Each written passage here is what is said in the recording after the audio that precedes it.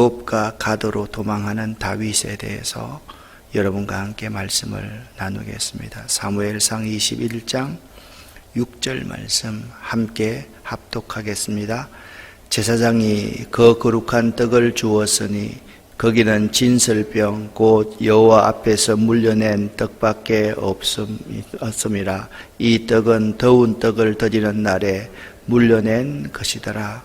아멘. 다윗과 요나단이 언약을 맺었습니다. 요나단은 다윗의 입장에서 항상 모든 것을 처리하는 사람이었습니다. 두려워하고 떨고 있는 다윗에게 요나단이 말을 합니다.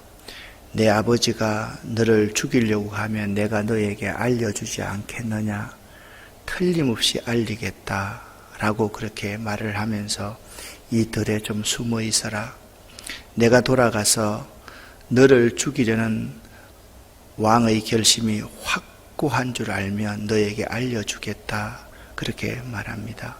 이제 요나단이 돌아가서 사울왕 앞에 함께 첫날 식사를 하는데 첫날, 둘째 날 다윗이 그 식사 자리에 오지 않으니까 첫날은 가만히 있다가 둘째 날 사울왕이 화를 막 냅니다. 그러면서 이런 말을 합니다. 이 철없는 녀석아, 이새의 아들 다윗이 이 땅에 사는 동안 너와 내 나라가 든든히 서지 못할 것 아니냐.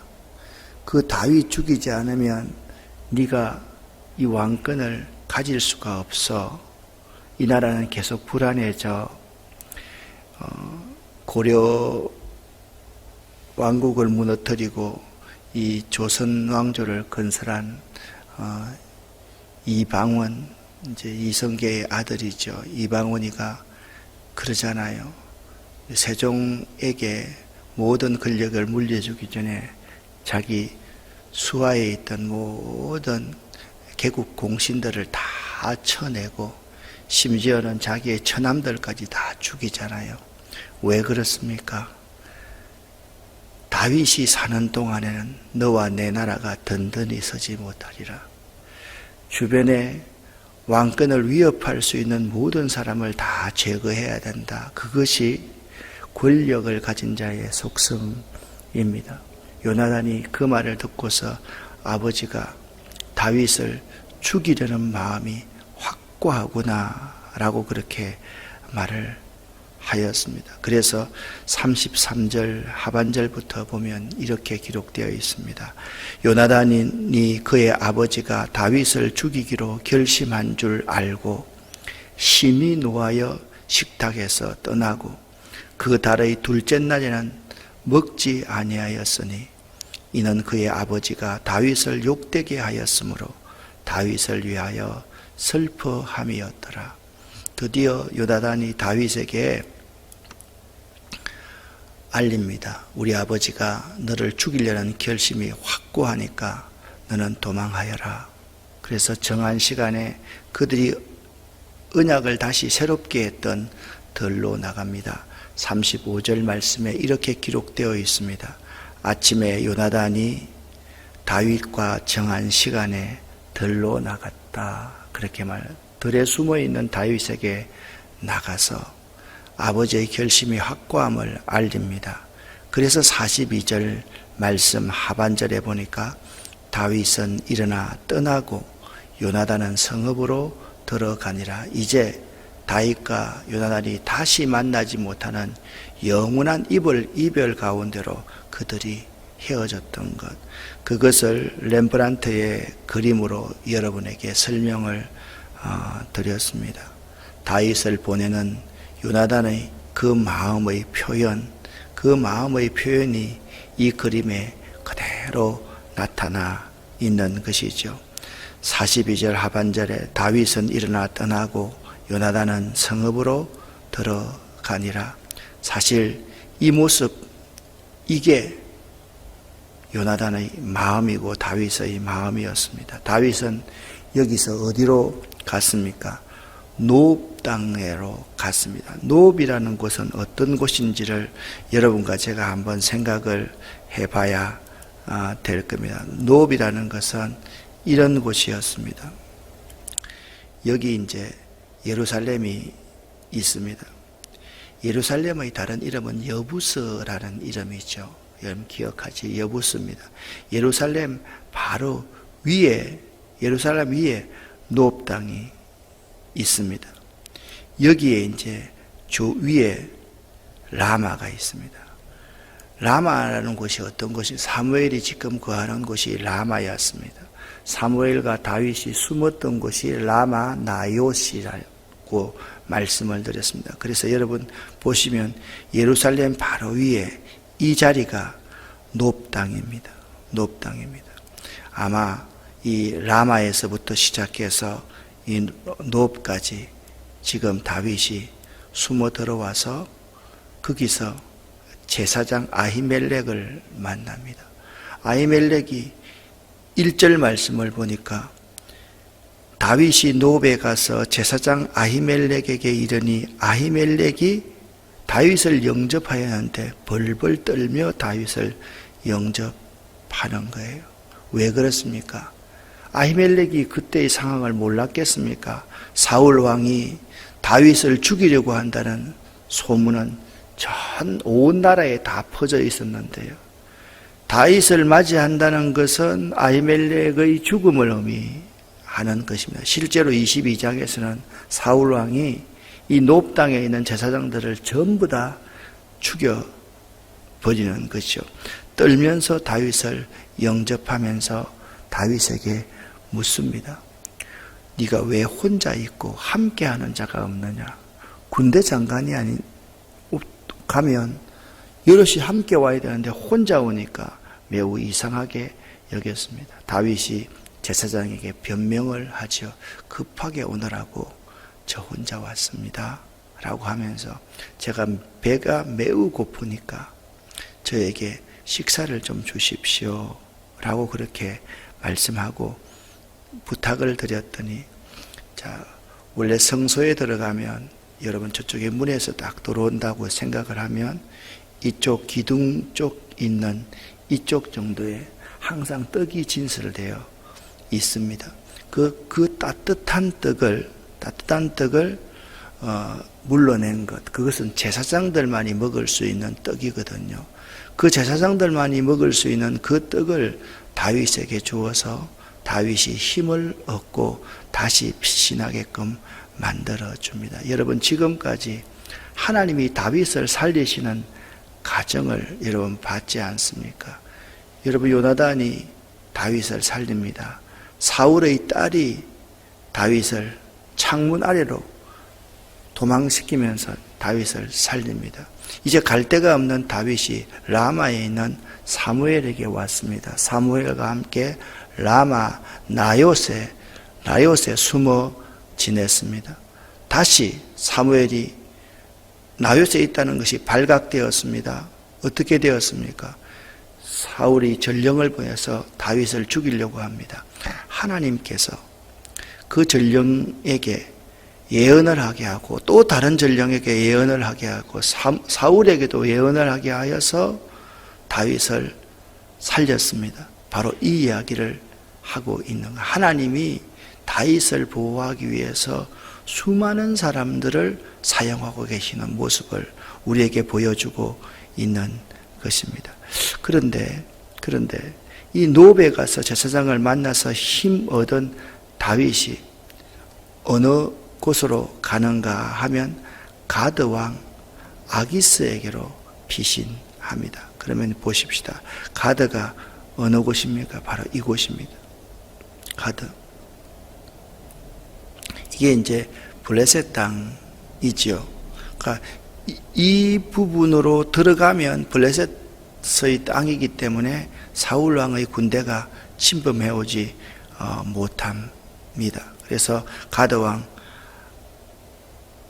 아기스에게로 피신하게 되는데, 피신하기 전에 그날에 아히멜렉을 만나는, 대사장 아히멜렉을 만나는 그날에 사울의 신하 한 사람, 에돔 사람 목자장이 있었는데 그 이름이 도액이라는 사람이었습니다. 이 도액이 나중에 사울에게 이것을 신고해서 고발해서 이제 제사장들이 다 죽게 되는 것이죠.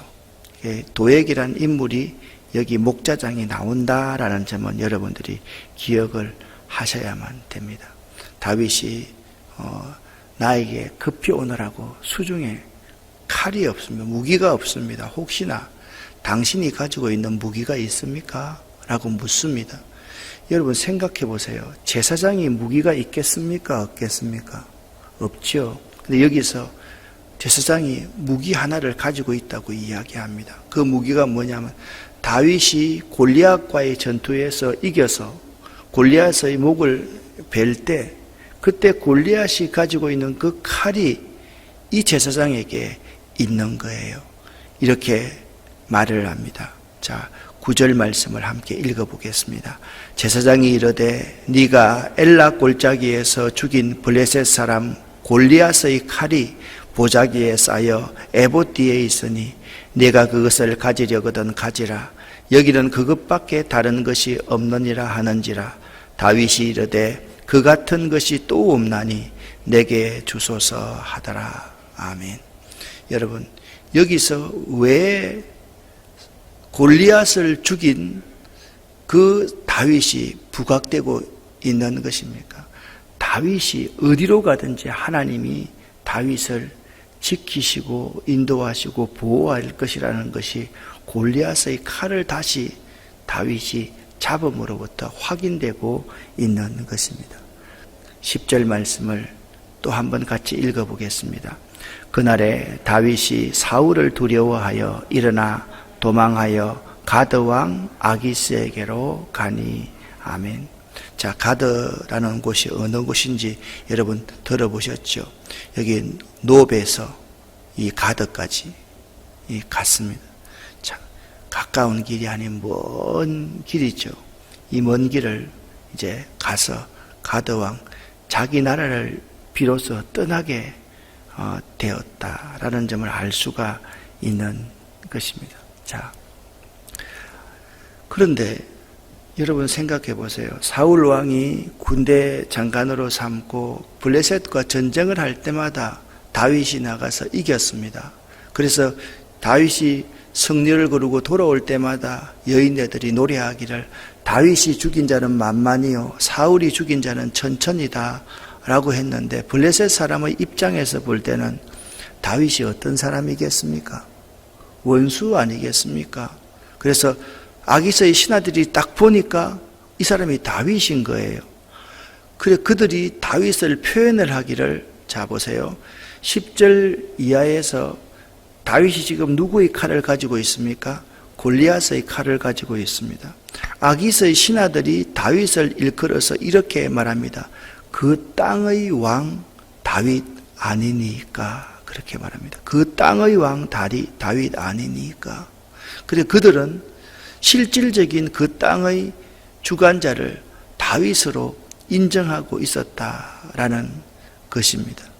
그리고 보고를 합니다. 이스라엘의 모든 사람들이 다윗을 그 땅의 왕으로 생각하고 있습니다. 그래서 사울 왕은 다윗을 죽이려고 저렇게 하고 있지 않습니까?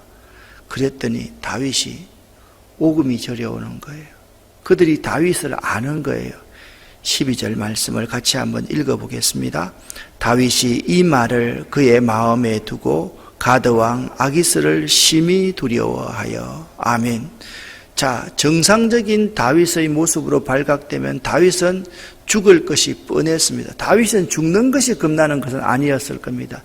자기 목이 가드 왕 아기스에게 걸려 있으면 이스라엘 백성들의 사기는 어떻게 되겠습니까? 이스라엘이 단지 바로 무너질 것 아닙니까? 그렇기 때문에 다윗이 13절 말씀에서 그들 앞에서 그의 행동을 변하여 미친 채 하고 대문짝에 그적거리며 침을 수염에 흘렸다. 그렇게 말씀을 하고 있습니다. 여러분, 살기 위해서 최선을 다하는 다윗의 모습을 볼 수가 있습니다. 지금 다윗이 수금 타는 자로 사울 앞에 선 이래부터 계속해서 다윗은 좋은 일이 있는 것이 아니라 고난의 연속입니다. 자기는 잘못한 게 하나도 없습니다. 자, 잘못한 게 하나도 없으면서 고난을 당하는 사람들이 많이 있습니다. 예를 들면 요셉 같은 사람입니다. 요셉이 뭐 잘못한 거 있습니까? 그런데 고난을 당합니다. 하나님의 섭리가 그 요셉 가운데 있는 것이죠. 잘못한 게 하나도 없는데 다윗이 고난을 당합니다. 하나님의 섭리가 그 가운데 있는 것이죠. 그런데 하나님께서 있잖아요. 아기스의 마음을 바꾸어 주셨어요. 다윗을 이해하게 만들어 주었어요.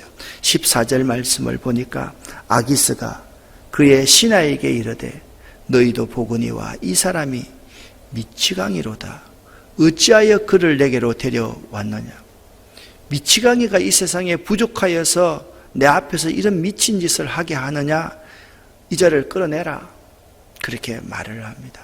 여러분, 다니엘이 포로로 잡혀갔습니다. 왕이 다니엘과 그 친구들 모두는 왕이 내리는 그 음식만 먹어야 됐습니다. 그것은 우상에게 절하는 행위와 마찬가지였습니다. 그런데 다윗은 그것을 먹지 않기로 결심합니다. 하나님이 어떻게 만들어 놓았습니까? 환관장의 마음을 움직여서 그 환관장이 다니엘의 모든 행위를 돌봐주고 있는 모습을 볼 수가 있습니다. 에스더와 모르드게가 죽임을 당할 수밖에 없는, 민족이 몰살당할 수밖에 없는 상황이었습니다. 하나님이 어떻게 하셨습니까?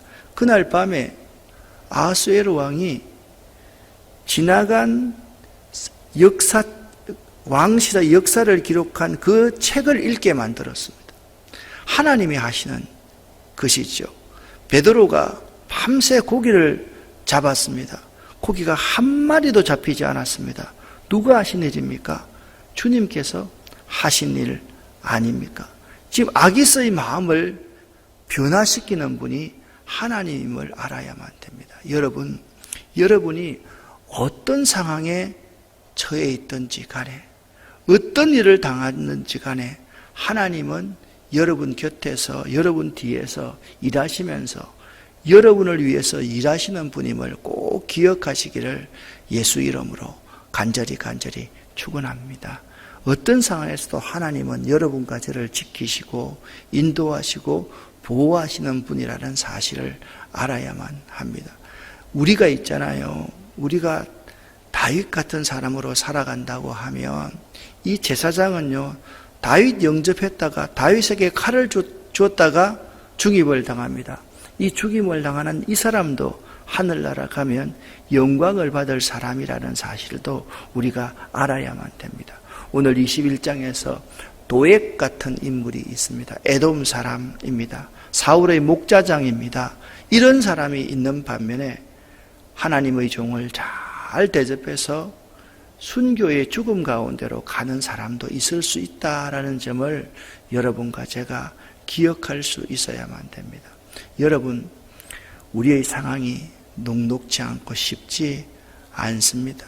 우리의 지금의 모습이 다윗의 모습처럼 행동을 변하여 미친 채하고 대문짝에 그적거리며 침을 수염에 흘리는 그러한 상황일 수가 있습니다.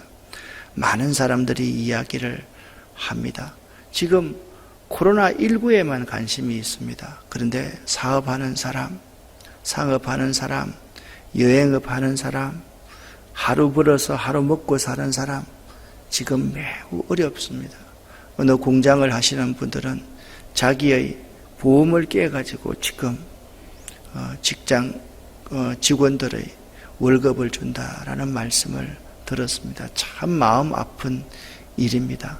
이런 상황에서 하나님이 우리 가운데 일하고 계신다, 내 가운데 일하고 계신다라는 점을 기억하고 더욱더 하나님 의지하면서 이 어려움 잘 이기실 수 있기를 예수 이름으로 간절히 축원합니다. 기도하겠습니다. 이 김포 땅에 덮어주시고 이 어려움을 당하고 있는 이 민족 한 사람 한 사람 위에 예수의 보혈을 덮어 주시옵소서. 하나님이 하실 수 있는 일입니다. 하나님, 저희들이 굵은 베옷을 입고 회개하면서 기도하오니 하나님께서 이 재앙을 물리쳐 주시옵소서. 하나님, 이 민족을 불쌍히 여겨 주시옵고 이 온 세계의 백성을 불쌍히 여겨 주시옵소서. 오늘도 저희들이 기도할 때 하나님, 내가 여기 있다 응답하여 주시옵소서. 예수 그리스도 이름으로 축복하옵고 간절히 기도 올립니다. 아멘. 주여 믿습니다. 부르짖습니다. 주여 믿습니다. 주여